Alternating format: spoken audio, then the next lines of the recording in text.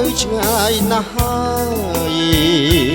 កែបងអើយភ្លេចរៀមហើយឬស្នេហាហាត់ដែលធ្លាប់ថ្នាក់ធ្នមកាយាវេលានិន្ទ្រីកណ្ដាលព្រៃទាំងកាធ្លាប់តែច្រៀងបំពេ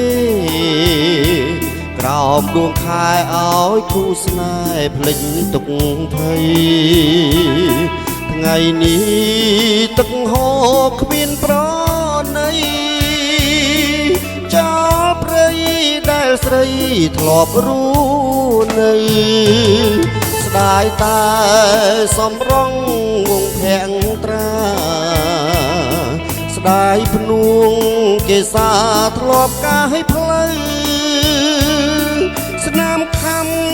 ក្តិចខ្ញាំនៅក្រឡៅ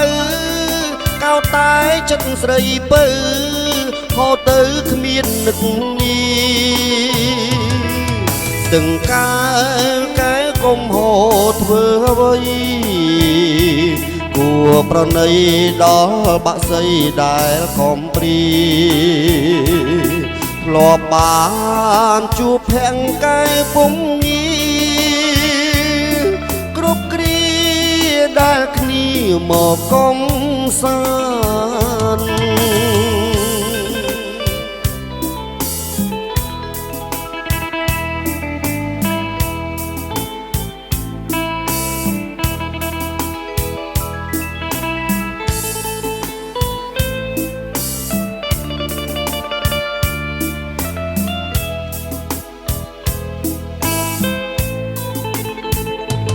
ដាយតែ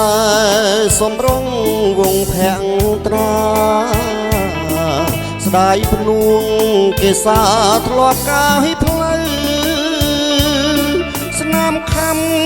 ក្តិចខ្ញាំនៅក្រឡៅកោតតែចិត្តស្រីពើហូរទៅគ្មាននឹកនីស្ទឹងកែកុំហូរធ្វើអ្វីគួរប្រណី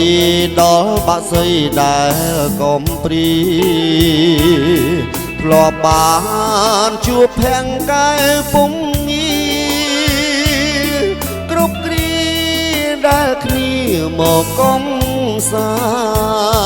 ន្តគ្រប់គ្រាដែលគ្នាមកកំសាន្ត